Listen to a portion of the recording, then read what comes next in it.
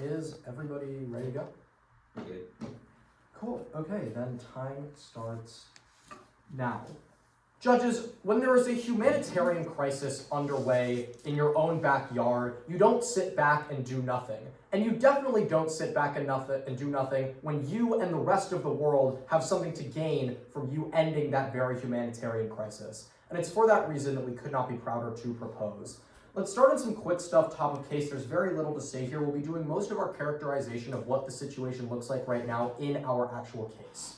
The only thing we want to say here is that the framework for this round, as it's a policy round, should be net benefits to the world at large. Obviously, there's going to be primarily a focus on Mexico and Cuba and other countries that are really involved with this situation, but it is going to be about a utilitarian framework for this round. Now, let's get on to our first contention, which is on why this is good for Mexico, why it is good for Mexico to resume their oil sales to Cuba. Now, we think that if Mexico were to resume these oil sales, it would probably be at a higher rate of sale than it was previously when they were selling oil to the country. And the reason for this is because most other countries, primarily Venezuela, which was their major supplier, is now no longer selling oil to Cuba, which means Mexico is going to be making a lot of money from selling Cuba oil. Currently, Cuba uses, not currently, we'll talk a little bit more about what's happening in Cuba currently in a later contention, but before the most recent blockade by the United States, Cubans were using almost about 1.7 million barrels of oil per day, and at the current price of around $80 a barrel, that would be making the Mexican government a very, very large amount of money, somewhere in the range of $200 or so million, or actually, I think it's more than that, but whatever, $200 million something dollars every single month. That is a huge windfall for their government, that is a huge windfall for oil companies, and it's going to be very, very good for their economy. That means that they can provide better social services, that means that people can be paid higher wages, that means that other sectors of the economy can expand, that means that the lives of the people in that country become better.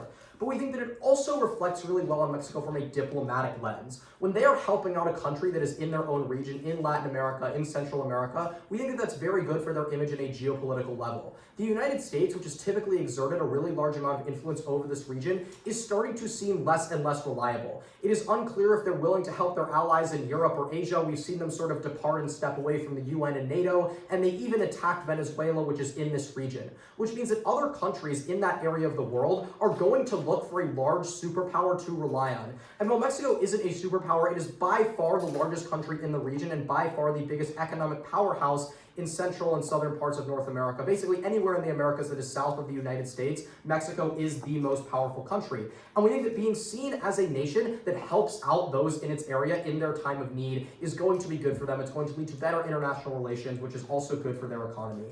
Opp is going to argue in this debate that there are going to be tariffs or other kind of consequences from the United States placed on Mexico if they do this. We want to be clear that that is definitely not going to happen. We have a number of reasons why you should believe that this is the case. The first is that cooperation between the United States and Cuba has improved massively since the United States first threatened Mexico with tariffs. Back in, I think it was January or December, they said, Mexico, if you sell Cuba oil, you are going to be tariffed. The situation has massively changed since then. Recently, the president of Cuba came out and said that the United States had talks where they showed respect for both countries' self-determination, and J.D. Vance said that that was also the case. We also want to note that Secretary of State Marco Rubio is of Cuban descent and cares a lot about making good relations with that country so that he can improve their governance and make his home country a better place. Recently, Cuba agreed to a prisoner release agreement with the United States where they released over 100 prisoners and also agreed to have an FBI team sent to Cuba that would facilitate participation with their police department. The cooperation between these two nations has improved massively. But more importantly is that the United States allowed a Russian tanker to bring oil to Cuba under no threat of tariffs and allowing them to break their sanctions to do so, which means that the U.S. is obviously interested in allowing countries to sell oil to Cuba because of their new diplomatic standing with the country. But on top of that, even if Trump wanted to tariff Mexico for selling oil to Cuba, he probably couldn't do it because he suffered a brutal loss at the Supreme Court back in February, and he is no longer allowed to use tariffs in the way that he did before. And the way that the statutes work, in order to tariff Mexico for their actions in a geopolitical level, he would have had to use the statute that he is no longer allowed to use. The United States doesn't want to tariff Mexico, and they couldn't even if they wanted to. So it's obviously going to be good for that country. Now onto our second contention of why this is good for Cuba. Cuba, after Venezuela has stopped selling them oil, has been in deep suffering. 10 million people, nearly the entire population, has suffered from blackouts. Oil is needed for everything in this country. Tourism, which is a primary source for their economic growth, is gone because planes cannot be fueled to fly people back to their home countries. Mining has also been destroyed because they need oil to operate their machinery. And people are in blackouts because they do not have energy to power the lights in their houses. More oil literally saves lives. Ventilators need power. Everything in hospitals need power. The infant mortality rate in Cuba has doubled since oil sales from Venezuela stopped. 30,000 children don't have vaccines they need, and 100,000 people are awaiting emergency medical surgery. If this goes on, hundreds of thousands of people in Cuba will die because they don't get the medical services they need. The Russian oil tanker wasn't enough. It was only 700,000 barrels of oil, whereas Cuba needs 1.7 million every single month. So unless Mexico resumes those sales, Cuba will not have the energy they need, and the people of that country will die. That is obviously a terrible thing for Cuba. We do not want hundreds of thousands of people in this country to die, and the only way to stop that from happening is if Mexico does it. And Mexico is able to meet their oil needs. Mexico produces 1.7 million barrels, Cuba's monthly requirement, every single day, which means that in just 1/30th of their total monthly oil production, they could give Cuba enough energy to keep those 100,000 people alive and give those 40,000 children the vaccines that they need to survive later into their life. It's obviously good for Cuba, for Mexico to do this, and it saves lives. But then the third country that this is good for is Ukraine. Note that the only country that is currently selling oil to Cuba is Russia. Sorry? That's the third contention. Yes. Note that the only country that is currently giving oil to Cuba is Russia, which means that they are getting a massive oil windfall from Cuba's plight. And as we know, all of the money that goes into the Russian economy is turned into weapons that are used to fuel their assault on the nation of Ukraine, which means that if Mexico sells the oil at a cheaper price than Russia will because their transport costs are inherently much lower, Cuba will stop buying oil from Russia and they will lose a lot of their ability to fight the war in Ukraine and end lives there. For all these reasons, could not be prouder to propose. Thank you. Okay, great. Order is going to be really simple. Just going to be two contentions and the act and the order they presented.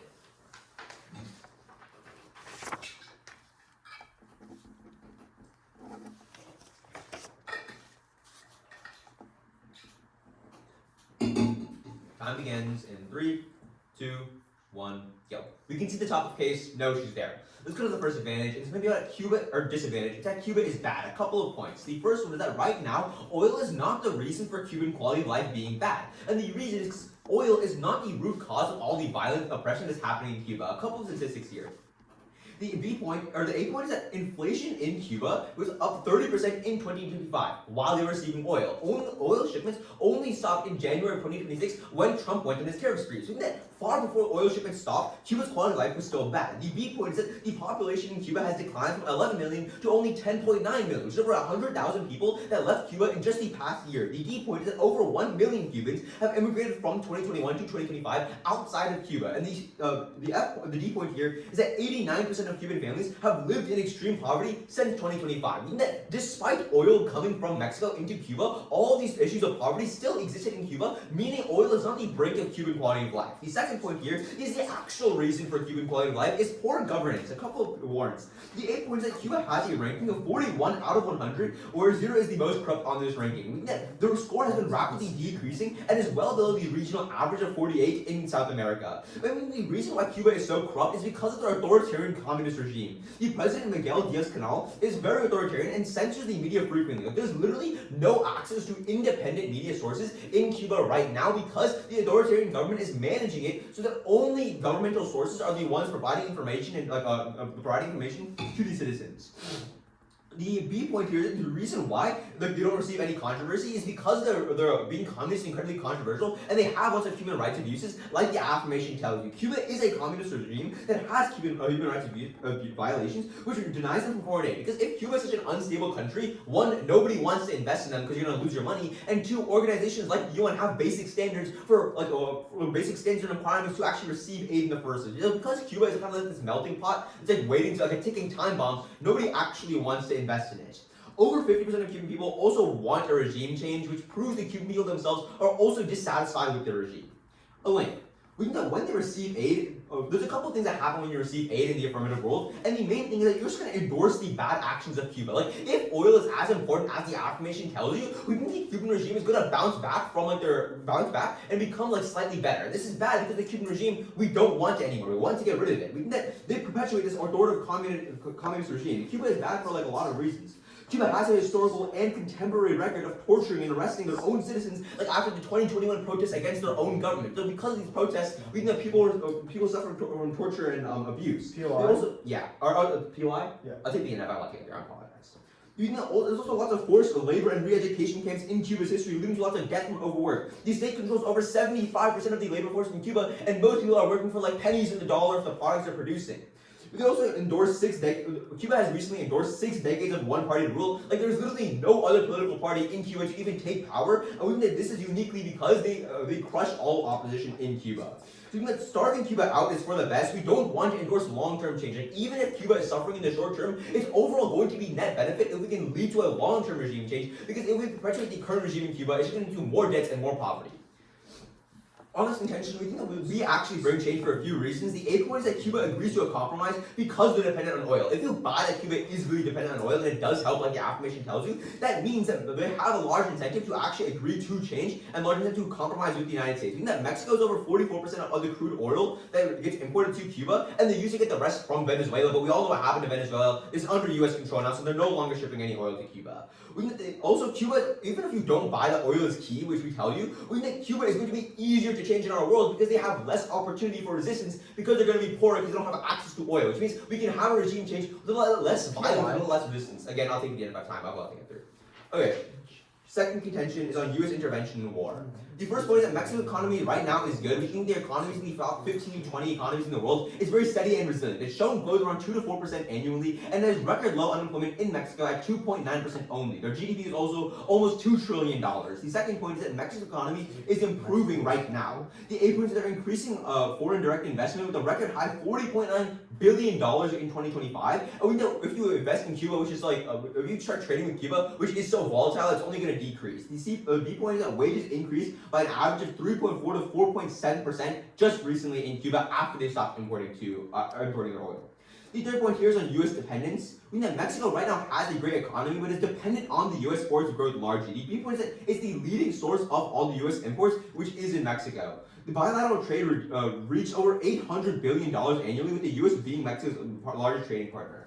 On the links, the plan passes and Mexico begins selling to Cuba, which is bad for a few reasons. Okay, on the economy, we think the reason Mexico stopped selling to Cuba in the first place is because the U.S. threatened to actually impose punitive tariffs. U.S. dislikes the Cuban government heavily into not liking the current regime. Cuba also has very close ties to Russia and China, which are both large enemies of the United States. They can literally tell you that Russia is currently sending oil to Cuba, which proves that Russia and Cuba have strong relationships right now in the status quo, which is the reason why the U.S. is going to continue to oppose Cuba. Yeah, why? Again, I'll take it at the end. Cuba is also socialist, and the U.S. has a history of like toppling over socialist regimes. So I think it's very unlikely that they're gonna compromise with that socialist regime in the first place when they're so like pro-capitalist. The Mexico economy also crumbles in our better world because the U.S. imposes tariffs and it's gonna be over. It kills trade and growth by increasing prices. The third point is on war. We think Cuba maintains close ties to Russia and China. It serves as a nearby outpost of the United States. Looking at the Cuban Missile Crisis, like they literally had nuclear weapons without the U.S. even knowing. And U.S. tensions with Russia and China increasing due to tension are Taiwan and Ukraine. Strengthening the Cuban military also leads to a higher chance of World War III.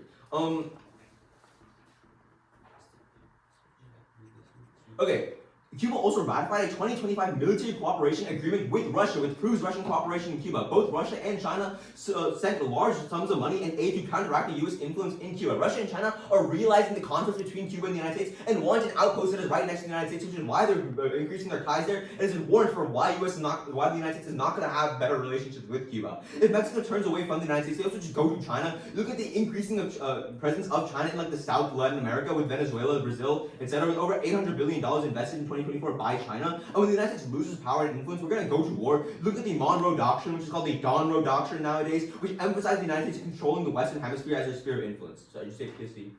No one said okay, impacts. One, economic collapse, because we think Mexico's economy is going to collapse because of U.S. retaliation, and two, it's going to lead to war escalation because they're now helping an enemy of the United States. Let's go to the app. Okay, on the first thing about it's good for Mexico. Just turn this. Because the United States are going to be more angry and they're going to be like, they're definitely going to impose tariffs if we kill the economy. It's already. Also, you can turn their going by diplomacy because it's just more reason to not turn your back on the United States. And the United States is the most important. You can look at the dependence of Mexico on the United States. Okay, on like the ideological differences and on tariffs, they give you a lot of like preempts. And we think none of these make any sense. The biggest one is on Russia bringing oil tankers. We think the reason why the United States is letting Russia do this is because they don't want another proxy war with Russia. Like the United States right now is in Venezuela, it's in Iran. It doesn't have the capabilities to engage in another proxy war with Russia, which is why they're letting it slide. It doesn't mean the United States is agreeing with Russia. It means they just can't do anything about it right now. That doesn't mean they like it or endorse it. You know, so like Trump can't do it because of SCOTUS laws. This just doesn't make any sense. Like Trump literally bombed Iran without Congress's approval, which means he's doing things illegally for no repercussions. On Cuban suffering, we think that Mexico can't help them when they suffer from tariffs, and also just leads to war which outweighs. And again, we want regime change, which only happens when Cuba suffers. On Ukraine, we think Ukraine right now is the Russian front is like already dying, and Ukraine receives aid from the EU and NATO, plus war proliferation, which outweighs their impact. Never been proud to oppose. All right. Good speech.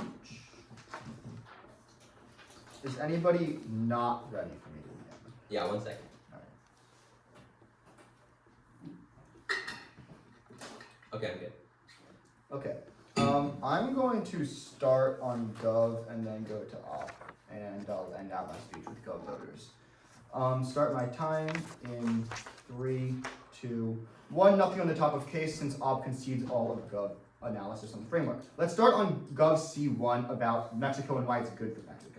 They're really under-respond to all of Gov case, but let's go through what they do say line by line. On the idea that there won't be tariffs, we give you 3 mechanisms as to why there won't be tariffs against Mexico. To repeat, 1, we tell you that there is an increased amount of cooperation between the US and Cuba. This is never responded to adequately by the leader of opposition. Austin reads out to you in your speech about how Cuba, 1, agreed to a prisoner release of over more than 100 prisoners, and 2, is allowing the FBI to cooperate with Cuba's police in the status quo. Insofar as that's the case, that flows through really clearly. There's an increased amount of cooperation between the US and Cuba in the status quo. 2, we tell you that the US is allowing Russian tankers to give oil to Cuba. To which they respond, they don't want to have a fight of proxy war with Russia.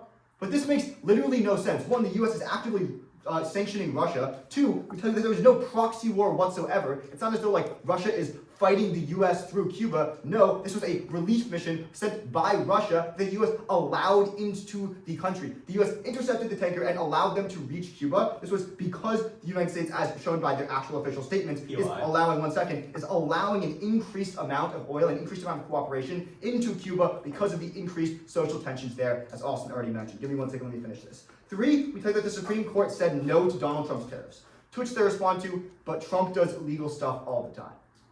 Okay, but that doesn't mean that after the Supreme Court ruled that he can't do tariffs, he can now just magically suddenly write them into law. The fact of the matter is the Supreme Court, the highest court of the land, ruled that Donald Trump can't do this, so sure, he can try, but they will fail inevitably because he literally doesn't have the political authority to be able to tariff Mexico. He doesn't have that power anymore, and as far as the underlying analysis of what this point actually means is never responded to, nor is the fact that the Supreme Court did in fact pass this legislation. The fact remains that Donald Trump is literally unable to tariff Mexico, regardless of whether or not he may want to. But again, the first mechanism is about how US and Cuba relationships are improving. That goes clean conceded, so we tell you that the US probably isn't going to want to create tariffs in the first place. But even if they want to, again, they can't. 2, on Cuba. Again, this is super unresponded to. You can flow through pretty much every single warrants. 10 million people, almost the entire population of Cuba, suffer from power shortage. Look to Austin's links and terminations about how this leads to people who are waiting for medical treatment literally can't get their medical treatment. People who need heating to live in the winter literally can't get their heating. People die because they don't have access to power, they don't have access to heating, they don't have access to medical technology. The 10 million population, one of the largest numbers in today's debate, tell you it's always going to be at an increased risk. It's always going to be vulnerable so long as Cuba is unable to have any oil whatsoever. In obviously a government world, you're able to supply them with oil, Mexico supplies them with oil, and a lot of these problems go away. Finally, on Gov C3 about Ukraine, I think this was over time, but I think they read a short blippy response about how something outweighs.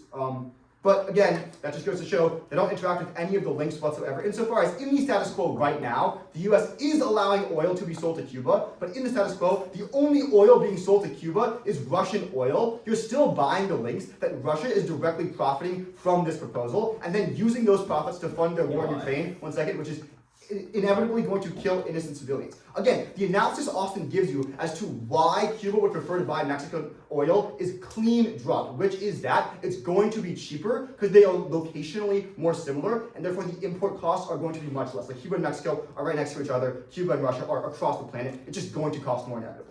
Okay, so insofar as that's the case, we think that Cuba is going to be buying almost exclusively from Mexico, and therefore Russia won't be able to use these profits to fund their war in Ukraine. I'll take your POI now. If Russia is making a lot of money from sending oil to Cuba, why don't they just send enough oil to meet all the Cuban needs? Because the US isn't allowing them to meet all of the needs, or only increasing the amount of volume they're allowed to sell by increments. Like, this is a really new policy. Like, the first Russian oil tanker just happened to come into Cuba a couple weeks ago. Like, this is all happening in real time. So yes, they're like slowly, at least from what we can see, ramping up the amount of oil that is allowed into Cuba. And at this very specific moment, the US didn't allow Russia to like send all of the oil in the world. Okay, now let's move on to the opposition case.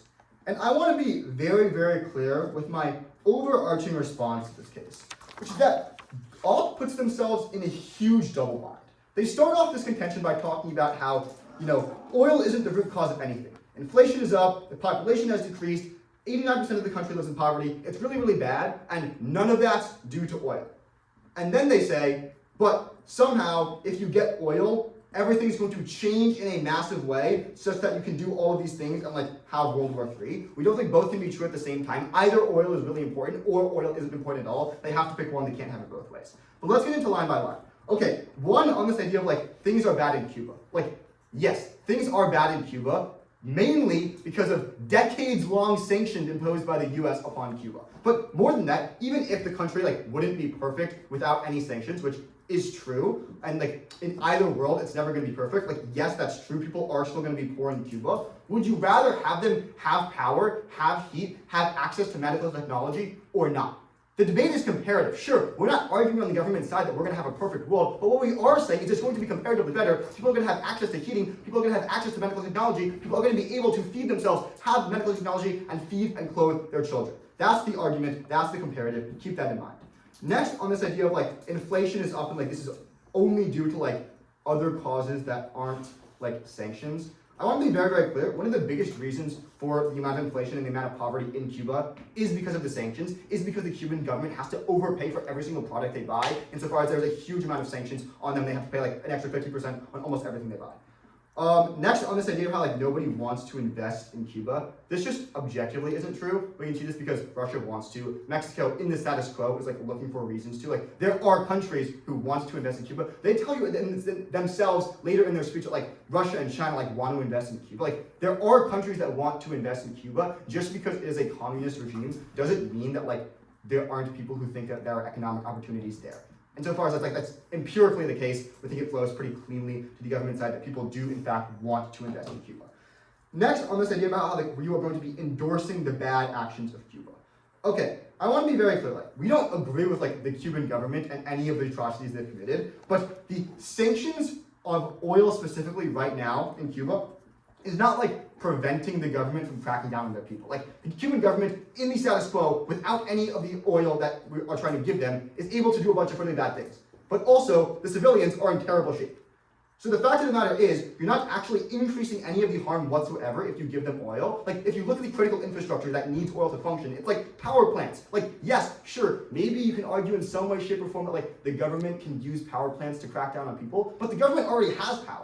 The government already has things that they can use to crack down on people. The people are the ones who are suffering due to this policy. And so far as that's the case, we think the harms are unique and the benefits are only going to be achieved on the government side. Okay, finally on how like they need to, how like we need to change the regime. This just isn't going to happen. We've had sanctions for decades on Cuba. Nothing has ever happened. And next on how it's going to be easier to change with sanctions. This just isn't true. Look at how the Cuban president himself said he's not going to be bullied. He's not going to back down whatsoever.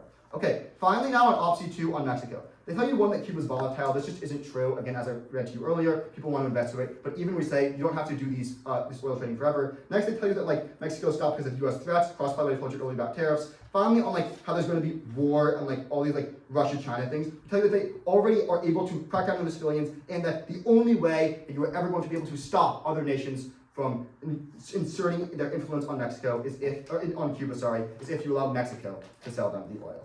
Thank you. So, great speech order is going to be very simple. I think I'm going to be going over gov case first. Then I'll be going over op case and telling you why you should be voting op. And top of case is pretty much resolved. Okay.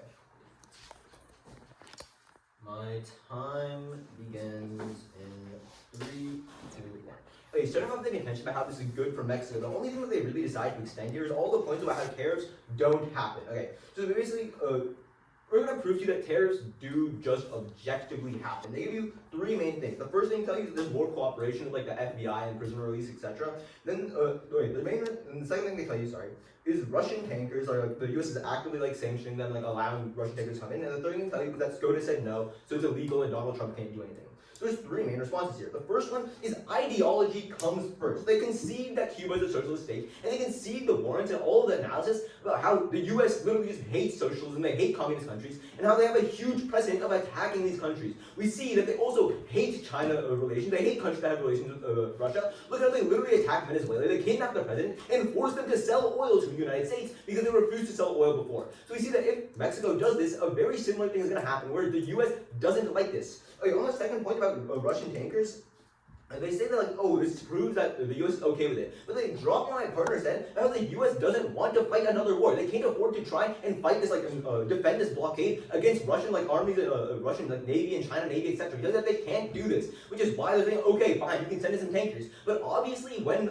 if Russia is able to fight this war and if China wants to fight this war, now they have an outpost. That's why, for example, they dropped the analysis about the Cold War, how they actually had nuclear weapons in Cuba stationed there, so they could point them at the United States during the Cold War. Cuba is a key outpost for Russia and China to attack the U.S. So when you're able to strengthen Cuba and make it a stronger outpost, obviously conflict is just going to be more likely to come. That's why when they were trying to send more missiles to Cuba, the U.S. was so scared, and that's why nuclear war almost happened. So when you arm Cuba again, the same scenario is going to happen. You know why? It's going to lead to more war. Sorry, I have a lot to get through.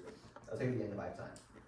Hey, then on the third thing about how it's literally illegal, they say, because SCOTUS just ruled it can't. Trump is going to find a loophole. Trump does illegal things. He literally said multiple war crimes on Twitter, and it's going to do a ton of terrible things, but there's no repercussion. We see that he literally bombed Iran. He bombed Venezuela. Or sorry, not bombed, but attacked them and kidnapped Maduro without any kind of congressional approval, without consulting any international law. So we say, oh, how is he going to do it? He's literally just like a dictator. We see that through multiple different precedents. He's just broken law. So he's obviously going to be able to pass some sort of international executive order, find some sort of loophole in the Constitution. So you would accept the fact that he's probably just going to be able to do this anyway. And even if it's not specifically, we also tell you that it's likely that the Supreme Court ruling isn't just on all tariffs in general. It's like a very generalizing, totalitarian claim to divide. Okay, on to the second contention about Cuba suffering. They basically say a ton of people in Cuba are suffering. We agree, that's bad. But first, we tell you the root cause of the regime. They can see that the regime is really bad. I'll get on that later. And also, you should extend the fact that Mexico can't help because they're going to be tariffed by the U.S. So if Mexico's economy is collapsing, obviously they can afford to just sell a bunch of oil to Cuba. They're going to have to stop in order to save themselves. The third thing is war economy is just going to outweigh. Again, I'll take it at the end if I have time. Sorry. So they basically Mexico just can't help Cuba because the U.S. is just going to nuke them or destroy their economy. On the third point about Ukraine, extend the fact that they have a ton of aid. They dropped this about how the EU and NATO is already providing a ton of aid, so Ukraine's probably going to resolve. And also extend the fact that Russia's stopped advancing a lot, which is the war is dying out, which is going to probably mean it's going to be solved. Then also extend the fact that this is just outweighed by war happening just globally. World War III is probably going to break out when you just allow Cuba to strengthen it up, and yeah. Okay. Now moving on to the disadvantages. The first disadvantage about Cuba bad. The first thing they really do is a double bind. This is that it changes them in a large way. And so either oil is or isn't important. The main response is that oil is important, but the argument is that oil isn't the root cause of Cuba's poverty. Oil improves the quality of life through energy, like they say, but bad things like censorship and torture still exist. So then people will still suffer. So maybe the economy is going to improve or things will improve, but the root cause of why Cuba is bad, for example, like human rights abuses, won't get solved regardless of whether you give them oil or not. Because they're going to be strengthened through other countries like Russia and China, etc. We see that even through, they literally tell you themselves, despite all these conditions being really bad, they continue to do bad things. So when you give them a stronger ability to continue doing bad things, those bad things are only going to get worse. You tell you that's just going to happen. Then on this point about how the reason is poor governance, they say there's decades-long sanctions is why it's bad. This is not true. Tariffs, for example, and sanctions are relatively recent. And we say this literally turns on. This literally proves that the U.S. doesn't like Cuba if you buy that they've been opposing them for so long, which they have. So it doesn't make sense why they're just not all of a sudden switch up now. Then on this point, we say it's not true that we're saying that Cuba agrees to a compromise because they're dependent on oil. This is not true because Cuba president is like not going to be bullied, for example. And then they drop that we only change the regime even if it's by force. Judge, the place that you're basically just going to be automatically signing a ballot super easily, because it basically goes mostly clean, drop my opponents, is going to be the second disadvantage about U.S. intervention in war. They provide you very few, very blippy responses here. The first thing they tell you is that Cuba is not volatile on this point about FDI. But Judge, we tell you just the fact we're having this debate alone proves that helping Cuba is controversial, proves that helping Cuba is volatile. Regardless of Cuba's economy, just that international repercussions of helping Cuba and going against what the United States wants just means that it's volatile, and it means that foreign direct investment is just not very likely to happen. And we tell you that it's going to decrease. They also extend all of the warnings we gave you about how Mexico's economy is really good right now and how it's severely improving and how that's going to help the quality of life for everybody in Mexico. They try to tell you that it's going to help Mexico's economy more because they're going to be able to sell a lot of oil to Cuba since they need it so badly. But this is not unique because Mexico's economy is already improving. So by risking it and going against the U.S., they're only risking just destroying the economy and destroying all the great things that they already have.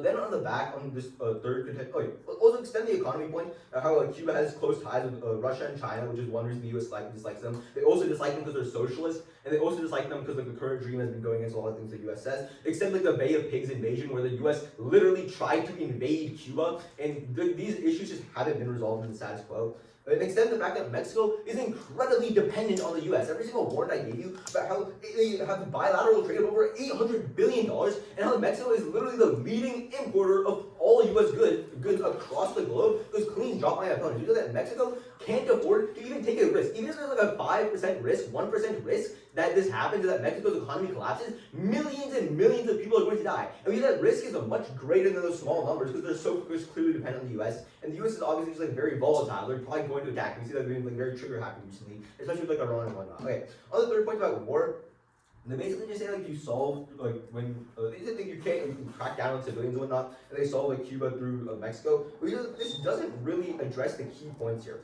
For example, I think a really strong warrant that goes drop my opponents is this point about China presence in Latin and South America. For example, I gave you Venezuela, Brazil, and Peru, with them investing over $500 billion in 2024 alone. We see that China and Russia have been increasing their presence in areas near the United States, and the United States has been feeling very threatened, which is why they recently attacked Venezuela, because they didn't like that China had such a strong country in the region, and that they were able to control oil in the region, which is something very similar with Cuba. We also see, protected time, sorry. We can also extend the fact about the Monroe Doctrine, how the U.S. literally has a legal document saying that we want to protect and we will control the entire Western Hemisphere, and now they're being threatened because countries like China and Russia are coming in and they're taking this land and they're taking this power that the United States previously had before. So extend the fact, you're voting on extinction, you're voting on a war, a global world war, that's going to happen when China and Russia gets access to Cuba, and when Cuba gains more powers, when they gain more military. We've already also they conceded the fact that they have a military cooperation with Russia that was ratified in 2025. So you're going to just see increased tensions. Look at Taiwan, look at Ukraine. Never been proud of to oppose. Thank you. Okay.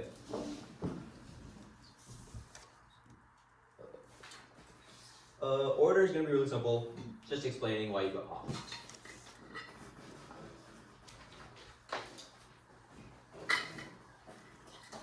Time against my first word. Judge, there's two places you can go opposition. The first one is in Mexico. This is probably the largest point of clash in the round.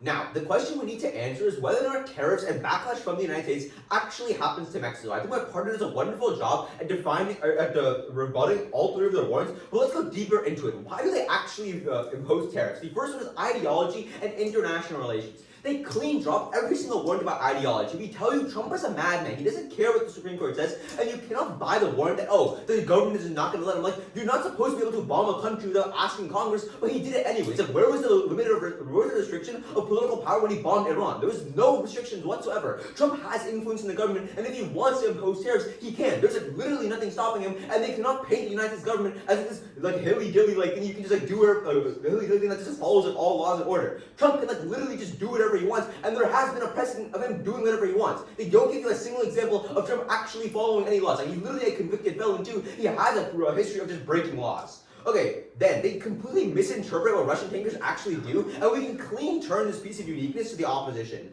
The United States doesn't actually agree with what Russia does, but they just don't have a choice about what Russia is doing right now. Denying the Russian tankers would just incite more conflict, which the United States cannot handle. We give you the analysis of how the United States is already involved in Ukraine, in Iran, in Venezuela, in Israel. They already have so many outposts and so many things they're taking care of. They cannot afford to have another war with Russia by denying their tankers and inciting another conflict. They legit tell you that the United States is tentative and limited relations with Russia. Like, the United States is not trying to let Russia do whatever they want. They're trying to limit it as much as possible because they're still at odds with Russia like they've been for the past century.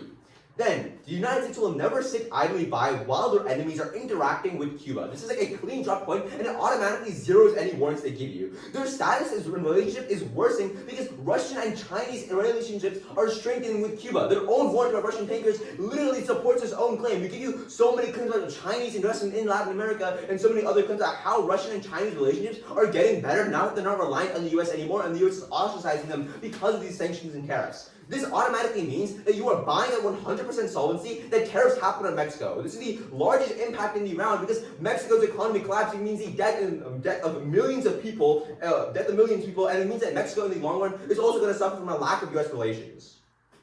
Okay, that's on Mexico. The second voter is going to be on the second voter is going to be on war.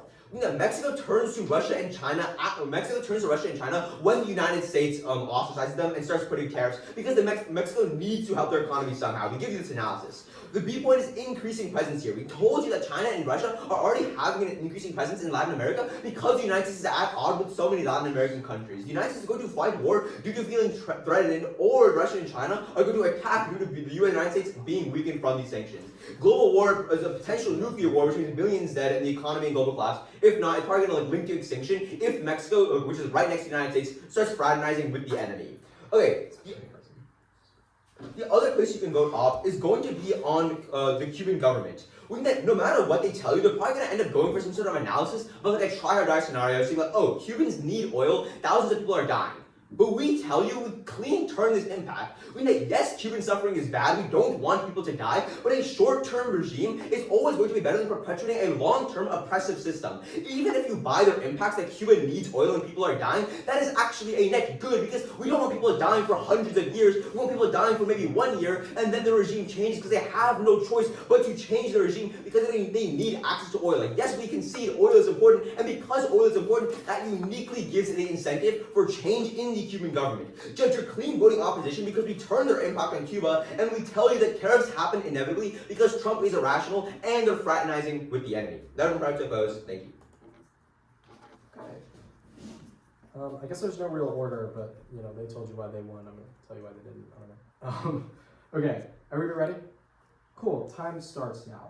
Judges, when adjudicating this debate, I want you to rely on what you know rather than what you speculate. Because what we know is that if Mexico doesn't supply oil to Cuba, 50,000 children, 40,000 children won't get vaccines. 100,000 people and counting awaiting emergency surgery will die before they ever reach the hospital, and millions of people will live in blackout conditions where they can't live, can't work, can't access food, and can't really do anything in their lives at all, and Cuba won't be able to have an economy because their key industries which rely on oil are going to be shut down. You should value saving the lives of those 100,000 Cuban citizens, those 50,000 Cuban children, and all of the other employees in Cuba over all of the ridiculous speculation that you have received from the government in this or that you've received from the opposition in this round.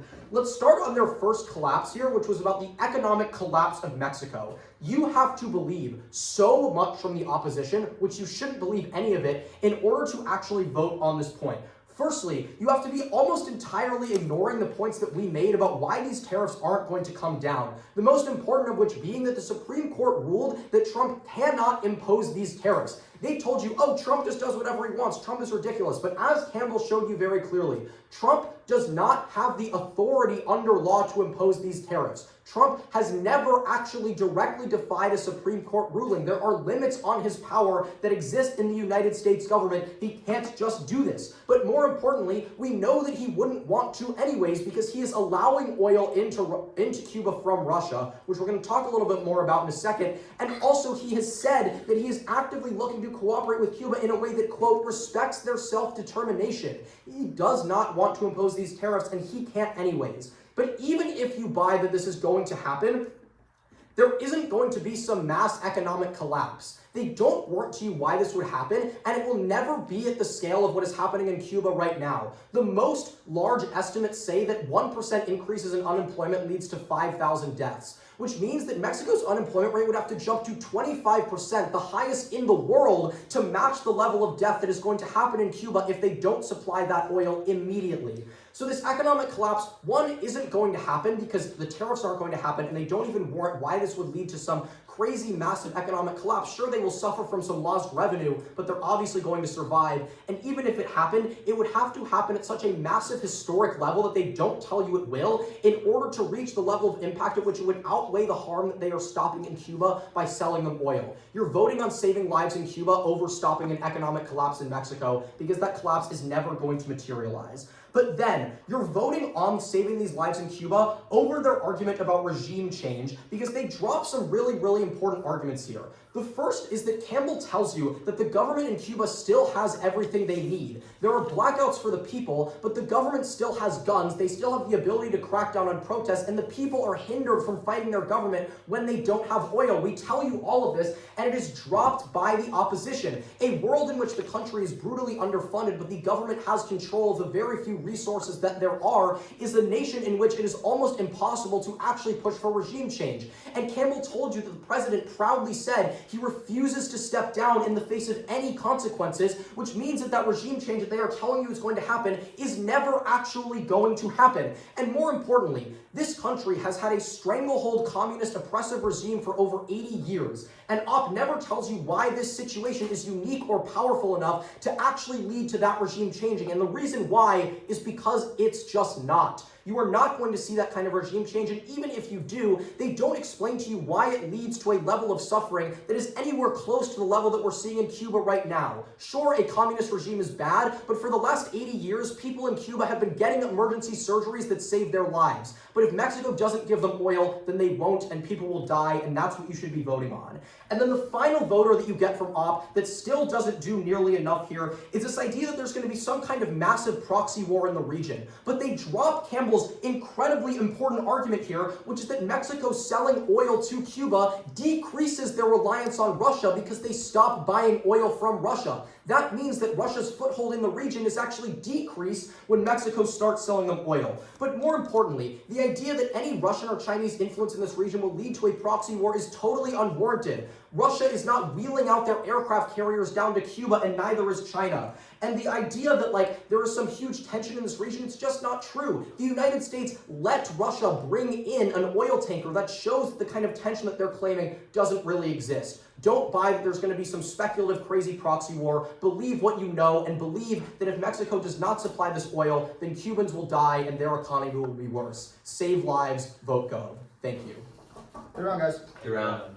Great round. Just give us. Yeah, do you want us to step outside? Yeah, that means up to you. We're not allowed to discuss, so you Right, can yeah. do wherever. Yeah. It's nice out. It is what it is.